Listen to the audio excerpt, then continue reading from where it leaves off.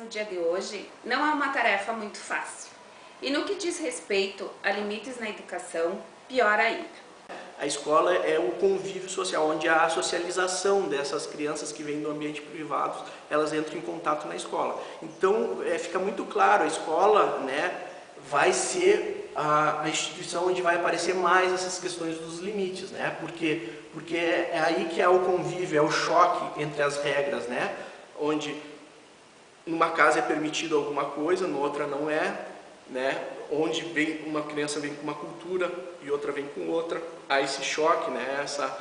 Essa confrontação dessas possibilidades ou impossibilidades de conduta. A criança vem de uma família onde tudo é permitido e ela se choca, né, com as regras da escola, porque há necessidade de se estabelecer limites de até onde ela pode ir ou não, né? A escola, então, passou a assumir um papel que não é seu. Perdeu o seu objetivo de ensinar, que seria a função da escola, né? E passou-se a assumir o papel, veja bem, que seria da função da família, que é de educar. E acabam atribuindo então para a escola este poder, né? Bom, o meu filho está aqui, eduquem e criem eles, né? Só que a escola tem outra função, que é a função do educar, mas na questão da aprendizagem, das questões mais acadêmicas. Mas não tão antigamente, nós tínhamos uma educação diferente, né? As crianças e os jovens vinham para a escola e eles recebiam basicamente uma educação acadêmica, né? Quer dizer, a educação moral, pensando desta forma, ela acontecia dentro do núcleo da família, né? Hoje, né, as famílias constituídas, digamos assim, da forma como estão, né, com núcleos diferentes de constituição familiar, elas acabam, muitas vezes, delegando para a escola funções que elas não conseguem mais executar. Acredito que alguns fatores apontam as causas da falta de limites na educação. De um modo geral, posso citar: primeiro, a ausência dos pais ou cuidadores na vida das crianças, em virtude da carga horária de trabalho, assim, para compensar essa falta, alguns pais acabam sendo permissivos demais. Segundo, nós temos aqueles grupos de pais que acham que criarão trauma nas crianças, caso venham a ser mais enérgicos na educação de seus filhos. O terceiro, e eu acho que mais atinge a escola em si, são aquelas famílias que falta de conduta familiar, né? Que seria a educação pelo exemplo, as famílias desestruturadas, os valores inversos, aquelas famílias que são chamadas à escola e passam a mão na cabeça dos filhos, que ficam criticando os professores e a escola na frente das crianças, né?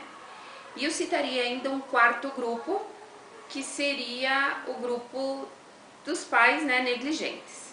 É aqueles que só comparecem realmente quando se sentirem ameaçados.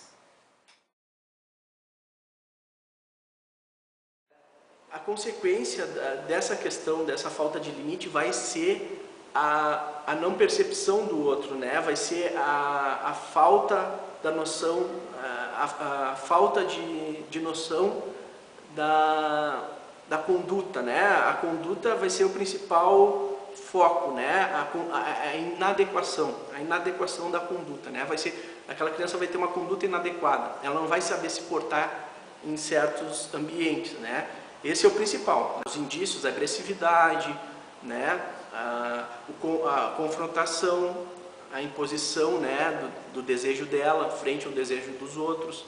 Então não há uma percepção. Esse é o principal, assim, vamos dizer assim, onde a gente consegue perceber mais. As consequências, elas são futuras também, né? Se não há intervenção, as consequências é se criar uma pessoa que não vai ser empática, né, também com a necessidade do outro, né? Ela não vai ter essa noção que o outro também tem os desejos dele, tem as necessidades dele e que precisa ser respeitado, a vontade do outro também.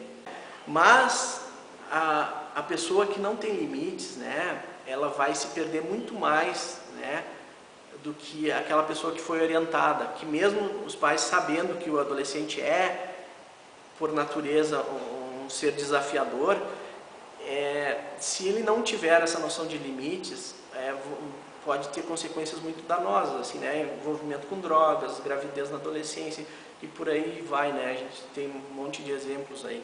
As escolas, elas estão também no seu limite, porque também não conseguem mais fazer as duas funções, né? Então, não conseguem dar conta do seu currículo, muitas vezes, porque precisam fazer a função, né, de família. E também não conseguem, muitas vezes, educar, porque não tem este papel, né, de educar quanto a limites, quanto só a valores, né, que muitas vezes a gente tem que buscar lá na família. Mesmo assim, não podemos e não devemos dar as costas ao que está acontecendo com a educação. Afinal de contas, somos educadoras, né? E esse é o nosso papel. E no momento que não acreditarmos mais em nosso trabalho, na nossa missão, aí sim não haverá mais possibilidades. Como escola, estamos fazendo a nossa parte. Muitas vezes, pais e escola, né, entram em contato com profissionais, tanto da psicopedagogia, da psicologia, para que se possa encontrar, então, né, o que a gente tentaria chamar de solução, né, na resolução desses conflitos que hoje a gente tenta, né, estabelecer uma resolução, digamos assim, né, e estabelecer, então, nessa questão dos limites. Até o momento que digamos que a família não entenda qual é a sua função e continuar atribuindo para a escola esses papéis, a gente não vai conseguir ainda encontrar o fim desta meada, né? Uma proposta que se pode fazer é estabelecer, sim, uma parceria entre família e escola. Nós só vamos começar a conseguir encontrar uma solução para tudo isso a partir do momento que se estabelecer esta parceria. Bom, primeiramente a gente precisa entender que para haver uma regra clara, né, para que a criança ou adolescente siga, primeiramente as figuras paternais são as principais fontes de identificação, né, nessas orientações, né? Não adianta também, às vezes, se delegar à escola essa responsabilidade se em casa não há esse princípio, essa regra. Então, assim, primeiramente, o que precisa existir para que os pais consigam colocar limites nas crianças e nos adolescentes? Primeiramente, um consenso, né, entre esses pais que são os principais educadores dessa criança. Se não há consenso, há desautorização, né, há confrontação de regras, né, a criança ela percebe, né, onde está a brecha e consegue jogar com isso. Se a minha mãe não deixa, o meu pai deixa, então vou lá e consigo com aquele. E o outro é desautorizado, e aí quando há a cobrança desse que foi desautorizado, não há como ter efeito, né? Não tem como cobrar se o outro está desautorizando. Crianças pequenas, como é que a gente indica, assim, né? Orienta para que se haja o limite. A criança até uma certa idade, né, ela ainda não tem condições de abstrair as regras verbais, então a coisa precisa ser mais concreta. As regras, a mãe precisa fazer junto com a criança, levar ela até fazer junto com o que ela quer que ela faça, né?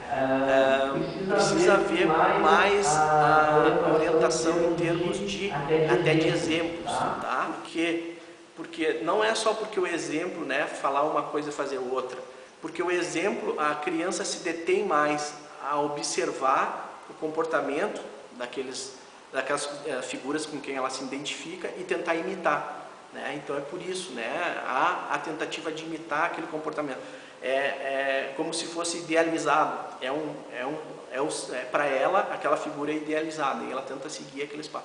Então não adianta falar e fazer uma outra coisa e cobrar, né? Então é mais ou menos por aí. A situação quanto a limites está cada vez mais caótica. Equívoco dos pais acharem que o tempo dará um jeito na questão. Ele só agravará o problema. É preciso arregaçar as mangas e assumir o papel de orientador, de cuidador. Afinal de contas, quando a gente deseja muito alguma coisa, a gente corre atrás, né? Então ainda tenho esperança de que os rumos possam ser diferentes, mas é preciso começar urgente, né, essa mudança, fazendo acontecer nas pequenas coisas, assumindo as responsabilidades do dia a dia e transmitindo os reais valores às nossas crianças e os nossos adolescentes. E eu acredito assim, ó, que uma criança e um jovem que não cumprem as regras em casa também não o farão na escola. Pensem nisso.